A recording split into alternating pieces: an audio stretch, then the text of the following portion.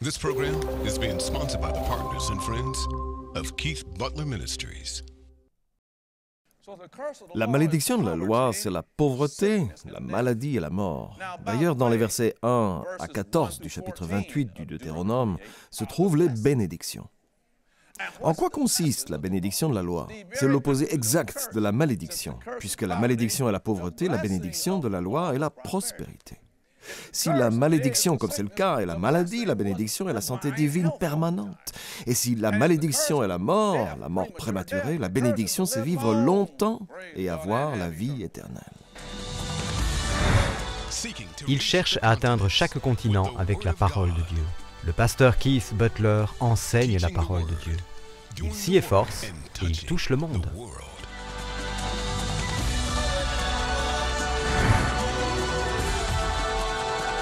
Et maintenant, voici pour l'enseignement d'aujourd'hui, le pasteur Keith Butler.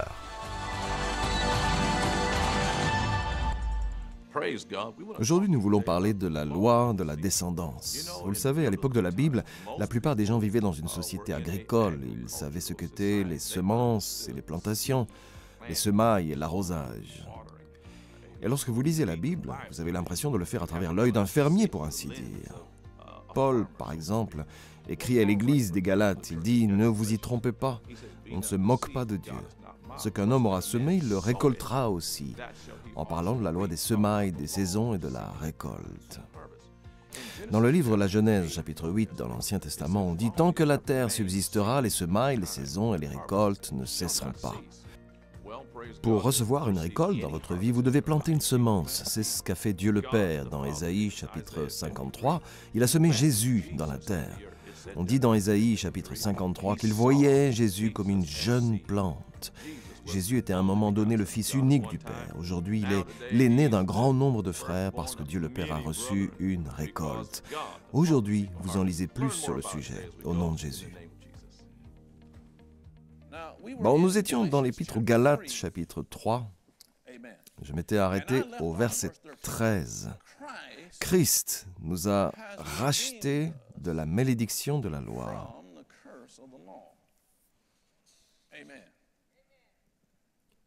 En devenant malédiction pour nous. Nous passons maintenant au verset 14.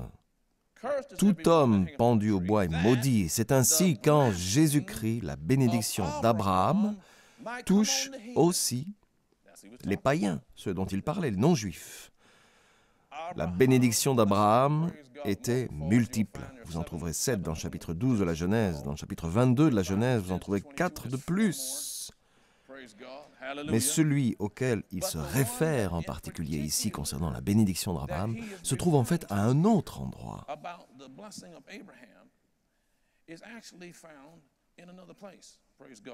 Elle se trouve dans l'Épître aux Romains au chapitre 4. Gardez un doigt à cet endroit et examinons ça un instant. Épître aux Romains, chapitre 4. Je reviens tout de suite aux Galates. Épître aux Romains, chapitre 4, verset 3, on y lit « En effet, que dit l'Écriture? Abraham a eu confiance en Dieu et cela lui a été compté comme justice. » La justice est ce qu'il y a de plus important pour un croyant. Avoir la bonne attitude avec Dieu signifie que vous pouvez toujours arriver résolument au trône de Dieu.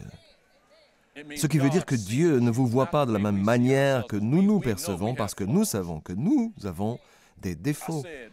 Oh, certains d'entre nous sont parfaits.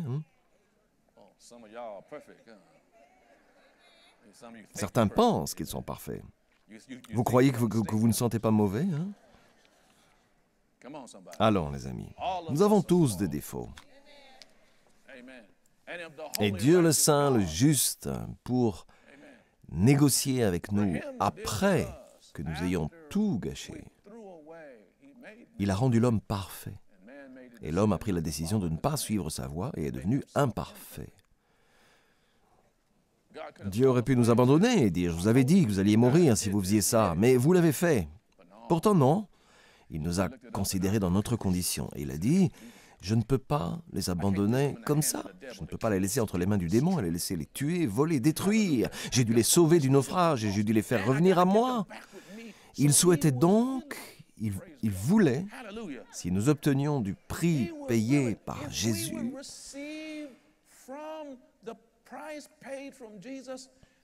il voulait que le sang de Jésus compte pour payer toutes nos dettes, que nous soyons en position où Dieu, en nous voyant, dise « Salut, toi le parfait ».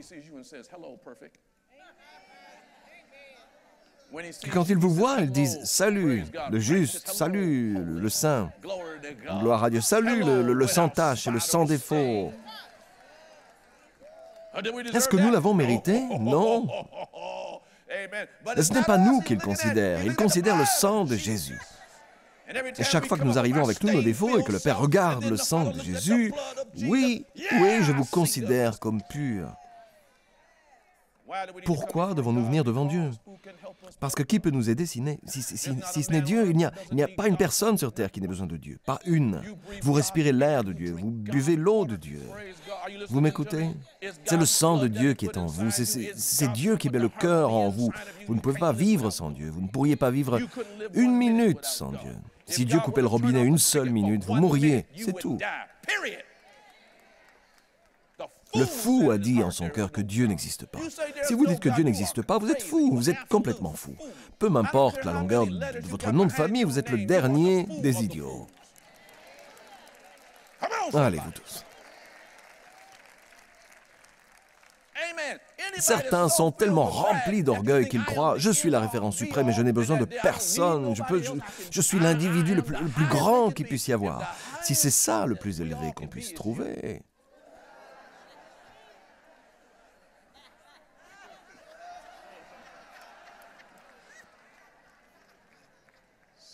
Sans blague.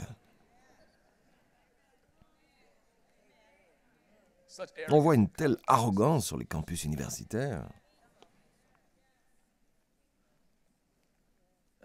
Je reviens à l'Épître aux Galates pour conclure. Quelqu'un a compris quelque chose de tout ça? Oh, ce qui vient est intéressant.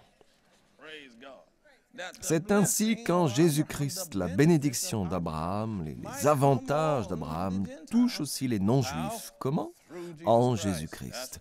C'est pour ça qu'on ne peut pas dire « Bon, toutes les religions sont les mêmes, ça n'a pas vraiment d'importance. » Oh, si, ça en a. Il est dit « en », non pas Mohamed ni Krishna, ou sûrement pas votre collègue professeur, mais en Jésus-Christ. Et que nous recevons, le mot recevoir, et le mot grec lambano, ça veut dire que nous pourrions être capables de saisir. J'ai attrapé votre frère ici. Il est assis dans la rangée de devant, donc il est éligible.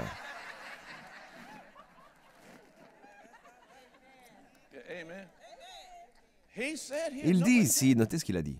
Il a dit que la bénédiction d'Abraham viendrait sur vous en Jésus-Christ et que vous pouvez saisir par la foi l'esprit qui avait été promis. Le mot promesse, c'est le mot annonce. L'annonce de l'esprit. Quel esprit? Le Saint-Esprit. Le jour de la Pentecôte, Actes des Apôtres, chapitre 2, vous vous rappelez ce que Jésus leur a dit? Il a dit « Je m'en vais, mais un défenseur viendra vers vous. » Il a dit « Allez à l'étage et vous serez revêtus de la puissance d'en haut. » 120 d'entre eux se trouvent à l'étage et le jour de la Pentecôte, de la fête de la Pentecôte, le Saint-Esprit s'est répandu là, les amis, comme un train de marchandises. Ils ont tous été remplis du Saint-Esprit et ont commencé à parler d'autres langues. C'est l'Esprit qui leur en avait donné la capacité. C'était un choc. Un vrai choc pour ces gens qui avaient été éduqués dans la loi et pour Israël. Pourquoi? Parce que Dieu les a suivis comme une lanterne dans la nuit. Vous vous rappelez quand ils sont partis d'Égypte? Il les a suivis chaque jour tel un nuage. Dieu était dans le temple, mais Dieu était toujours aussi en dehors. Il était en dehors d'eux. Dieu est saint. Si vous touchiez une montagne où se trouvait Dieu, vous pouviez mourir en montant là-haut. Si un animal montait là où se trouvait Dieu et que cet animal touchait la montagne, il mourrait s'il allait là-haut. Si le prêtre arrivait dans le Saint des Saints et qu'il vivait dans le péché, le prêtre tombait et mourait dans le temple. Et maintenant, Dieu a éloigné tous ces endroits avec le Saint-Esprit et est arrivé en vous. Ce même Dieu qui a séparé la mer Rouge, ce même Dieu qui a accompli miracle après miracle, ce même Dieu qui est venu à l'intérieur d'eux. Satan n'aurait jamais songé à ça parce qu'il croyait qu'il traitait avec le consacré. Jésus le consacré. Celui qui a été consacré par l'Esprit Saint. Actes des Apôtres, chapitre 10, verset 38, comment Dieu a déversé une onction du Saint-Esprit Saint sur Jésus de Nazareth. En ce qui concerne les convertis, ils reçoivent aussi l'onction en eux et sur eux. Ce qui veut dire qu'au lieu de devoir traiter avec Jésus seul, ils doivent maintenant négocier dans cette salle avec 2000 Jésus. Ils ont tous reçu en eux le pouvoir de Dieu. Dieu à l'intérieur. C'était renversant pour l'église de Galatie. Quoi? Finissons. Et que nous recevons par la foi l'Esprit qui avait été promis. L'annonce par la foi. Vous pouviez le recevoir, vous pouviez l'accepter. Ils croyaient que la descendance d'Abraham avait été bénie. Et maintenant, ils ont compris qu'il l'était à travers Jésus. Pas seulement physiquement. Et qu'est-ce qu'ils ont aussi découvert? Ils ont découvert que les non-juifs étaient aussi des descendants d'Abraham.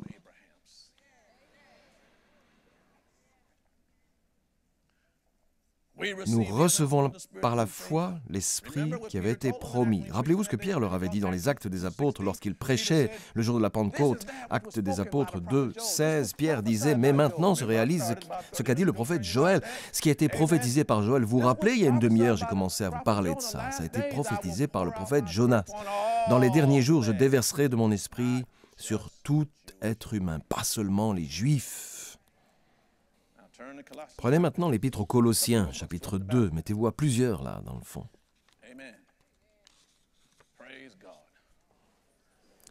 Je ne sais pas vous, mais moi, je me sens motivé. Dieu est bon avec moi. Dieu est bon avec vous. C'est l'Évangile. L'Épître aux Colossiens, chapitre 2. Notez ce que Paul a dit au verset 8. Faites attention, prenez garde que personne ne vous prenne au piège. Le mot prendre au piège signifie séduire par la philosophie. Le mot philosophie est philosophia en grec ou encore complexité. Faites attention. Faites attention à ne pas vous laisser prendre au piège par le biais du raffinement de la journée. C'est ça qu'il disait. Par des tromperies sans fondement. Sans fondement signifie vide d'illusion. Beaucoup de choses qui se veulent sophistiquées et qui ne valent rien, qui s'appuient sur la tradition des hommes, sur les principes élémentaires qui régissent le monde, et non sur Christ et sa consécration. En effet, c'est en lui, en sa consécration ou en Jésus, qu'habite corporellement toute la plénitude de la divinité. Vous avez tout pleinement en lui, qui est le chef de toute domination et de toute autorité. Le verset 12 dit, « Vous avez en effet été ensevelis avec lui par le baptême. » C'est ce que j'expliquais à propos de l'immersion dans l'eau. Vous disiez que vous étiez mort avec lui. Mais lorsque vous êtes sortis de l'eau, vous avez dit, « Je suis ressuscité avec lui pour une nouvelle vie. » Il n'y a rien de saint concernant l'eau. Ça ne concerne même pas le fait de dire d'aller dans l'eau ou d'en sortir. C'est au sujet de ce que ça signifie. Vous vous identifiez à lui. S'il meurt, je meurs. De la même façon que Paul, quand il disait « S'il meurt, je meurs. S'il vit, je vis. » Et j'agis comme cela par la foi. Vous avez en effet été ensevelis avec lui par le baptême et vous êtes aussi ressuscités en lui et avec lui par la foi en la puissance du Dieu qui l'a ressuscité. Verset 15, il a ainsi dépouillé les dominations et les autorités, ce sont les esprits des démons, et les a donnés publiquement en spectacle en triomphant d'elles par la croix. Cela s'est passé dans le fin fond de l'enfer, en ce troisième jour de souffrance de Jésus. Dieu a dit, ce troisième jour, ça suffit. Assez de souffrance de Jésus pour les fautes de Keith, assez de souffrance pour les fautes de Mary, assez de souffrance pour, disons, les fautes d'Ukamashia ou qui que ce soit. Pour qui que ce soit, gloire à Dieu, ça suffit. Cette requête nécessaire pour que justice se fasse est maintenant approuvée. Et le Saint-Esprit a stimulé Jésus. Et Jésus a accroché les esprits des démons autour de lui. Il s'est débarrassé des dominations et des autorités, a attrapé Satan par le cou, a traversé l'enfer. Il a dit, « Toute autorité m'a été donnée sur le ciel et sur la terre. »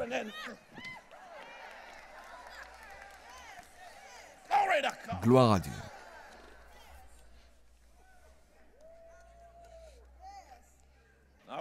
Observez maintenant le verset 16. Soyez attentifs. Je conclus avec un aspect vraiment important ici. Que personne donc ne vous juge. Le mot juge est le mot krino en grec. Il signifie condamnation. Que personne ne vous condamne. Il a dit ne laissez personne vous condamner. Ne laissez personne. Ne laissez personne vous condamner. Faites attention à ceci. Au sujet du manger ou du boire ou à propos d'une fête, de quoi parle-t-il? Il y avait certaines choses que l'on ne pouvait pas manger, certaines choses que l'on ne pouvait pas boire et seulement certaines façons d'agir. Et il n'y avait qu'un seul jour sacré, un jour saint, le sabbat. Le sabbat était légitime. Le 6e jour, Dieu se reposait et Dieu a fait du sabbat un jour sacré. Au 4e commandement de la loi, il a dit de se souvenir de considérer le sabbat comme sacré, selon l'ancienne alliance.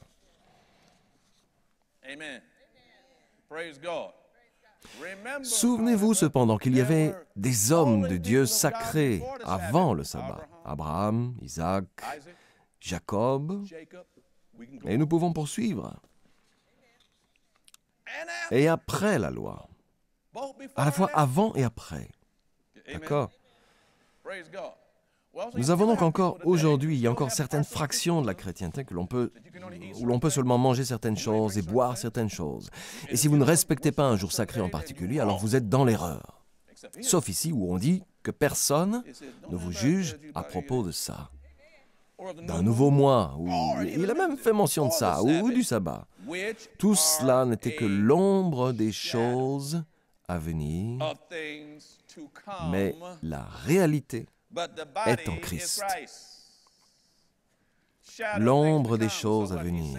Donc ce qu'il a dit, c'est que le jour du sabbat, le fait de manger et de boire, tout ça rentrait dans une catégorie que l'on appelle l'ombre.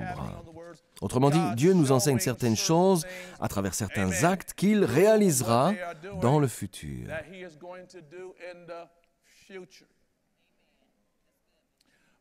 Mais maintenant, le corps est arrivé.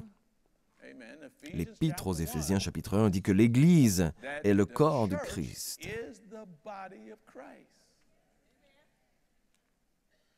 Alors, pourquoi vénérons-nous le Seigneur le dimanche et non le sabbat?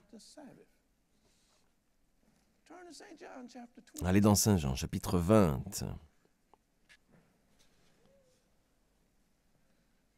Oh, qu'il fait calme dans cette église. C'est bien ça. Ça doit être parce que vous êtes sur le point d'apprendre quelque chose. Ok, c'est très bien. Il y a un temps pour dire Amen, puis il y a un temps pour écouter. Jean, chapitre 20. Quel est le contexte, Jean? Au chapitre 20, Jésus est mort sur la croix, son corps a été enlevé, mis dans une tombe d'emprunt, d'accord? Bien, verset 1. Le dimanche, quelqu'un peut-il me dire le quantième jour de la semaine est le dimanche? Le premier. Le sabbat est le dernier jour de la semaine. C'est le jour où Dieu fait quoi? Il se repose, d'accord? Dimanche, c'est le quantième jour de la semaine?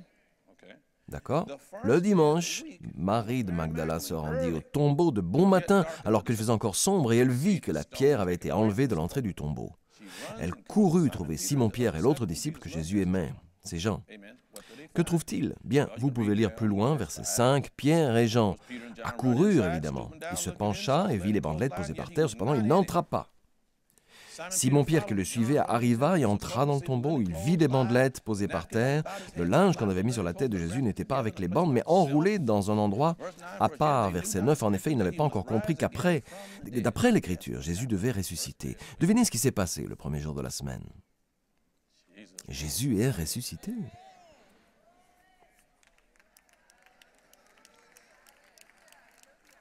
Et savez-vous ce qui arrive lorsque une personne fait de Jésus le Seigneur de sa vie? Quelqu'un peut me dire ce qui se trouve dans la deuxième épître aux Corinthiens, chapitre 5, verset 17. Si quelqu'un est quoi? En Christ, il est une quoi? Quel genre de créature? Quel genre de créature? Pas une ancienne créature. Le premier jour de la semaine est le nouveau départ d'une nouvelle semaine. Vous êtes une nouvelle créature en Jésus-Christ. Il a réussi. Nous avons maintenant une meilleure alliance, ce qui veut dire que nous avons une toute nouvelle alliance établie sous de meilleurs compromis. Autrement dit, le sabbat n'est pas sacré par lui-même, car en fait, chaque jour que vous vivez avec Dieu dans la foi est sacré.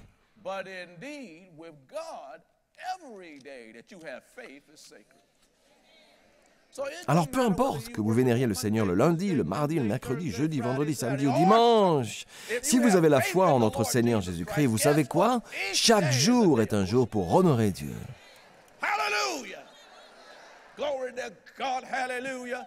Ne laissez donc personne vous dire « Oh, si tu n'honores pas Dieu le dimanche, c'est que tu es un païen. » ou un lundi ou n'importe quel jour qu'il veut associer. Si tu ne manges pas comme ça, les gens cherchent toujours une façon de vous attraper, de vous cataloguer. Si tu ne fais pas ça à ma manière, alors tu ne peux pas rester avec moi et tu n'es pas dans le droit chemin. Mais Dieu a fait en sorte, vous savez, que chacun puisse venir à lui à sa façon. Le chapitre 5 de l'Épître aux Galates et le chapitre 6 dit que Christ nous a fait libres et que nous ne devions pas à nouveau nous embourber dans le joug de la servitude par les hommes. Mais il a dit aussi, n'utilisez pas la liberté comme une excuse pour commettre ensuite le péché. Je termine. Revenez à l'Épître aux Galates, nous y sommes. Oh glory. Oh glory. Oh glory. Ceci est l'Évangile. Ce n'est pas juste que Jésus a été mis sur une croix. Tout ceci est ce que Dieu et ceci est ce que Jésus a enseigné. Ça fait entièrement partie du royaume. Je ferai un cours là-dessus plus tard. Nous en restons là maintenant. Reprenons ici au verset 24. Ainsi, la loi a été le guide. C'était vous savez, professeur d'école ou proviseur, la loi était notre guide pour faire quoi? La loi nous a conduits à Christ. Cela nous indique cette direction. Il nous a dit que nous ne pouvions pas faire cela de nous-mêmes afin que nous soyons déclarés justes, déclarés innocents sur la base de la foi. Depuis que la foi est venue, nous ne sommes plus soumis à ce guide. Nous ne sommes plus sous la loi. Vous êtes tous fils de Dieu. Comment? Par la foi, par le fait que vous croyez en Jésus-Christ. En effet, vous tous qui avez été baptisés, placés, mis, immergés en Christ, vous êtes revêtus de Christ. Il n'y a plus ni juif ni non-juif maintenant. Il n'y a plus ni esclave ni libre. L'esclavage existait à l'époque. Il n'y a plus ni homme ni femme. C'est pour ça que j'ai des femmes pasteurs dans mon équipe. Vous ne pouvez pas avoir de femmes pasteurs. Qui a dit ça? Ce n'est pas ce que la Bible a dit. Il n'y a pas d'homme, pas de femme en Christ. Allez.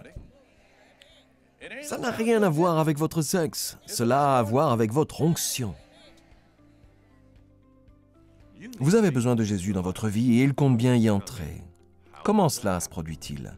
La Bible a dit en Romains chapitre 10 que si tu reconnais que Jésus est le Sauveur et si tu crois qu'il est ressuscité d'entre les morts et qu'il s'est chargé de nos péchés, demande-lui de venir dans ta vie et il le fera. Si tu le fais dès maintenant, sais-tu ce qui arrivera? Tu ne seras plus jamais le même. Au nom de Jésus. Veuillez s'il vous plaît prendre note de l'adresse sur votre écran. De la sorte, nous pouvons vous envoyer ce petit livre très important. Il contient une abondance d'informations dont vous aurez besoin maintenant que vous avez décidé d'accueillir le Seigneur dans votre cœur et de continuer votre chemin avec Dieu. Finalement, il est important que vous aussi preniez le temps de trouver un lieu de culte et que vous entreteniez des relations avec d'autres croyants. Nous prions pour vous, afin que le Dieu de notre Seigneur Jésus-Christ, le Dieu de gloire, puisse vous donner l'esprit de sagesse et de révélation dans la connaissance de lui. Le programme d'aujourd'hui a-t-il été une bénédiction pour vous? Ce que vous avez entendu n'était qu'une partie de son puissant message. Vous pouvez commander la totalité du service d'aujourd'hui sur CD, DVD ou par DVD sous-titré MP3 ou MP4.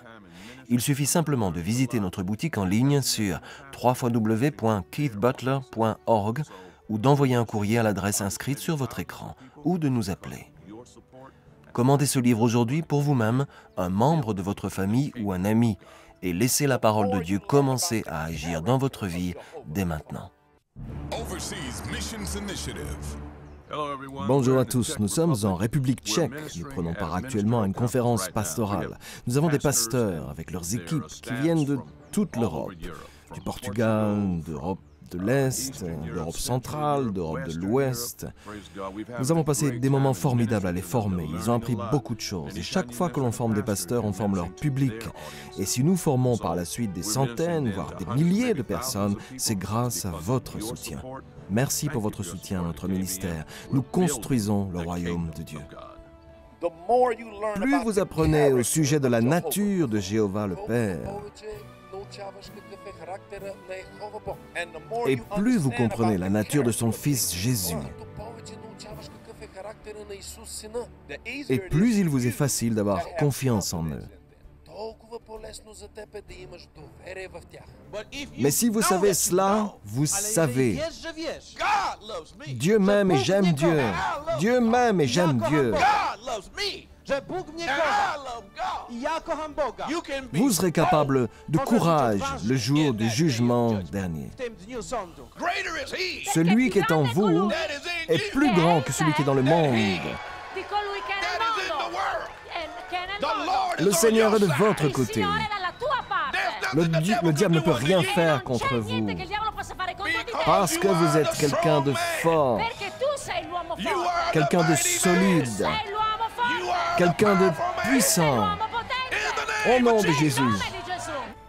Oui, les ministères de Keith Butler enseignent vraiment la parole.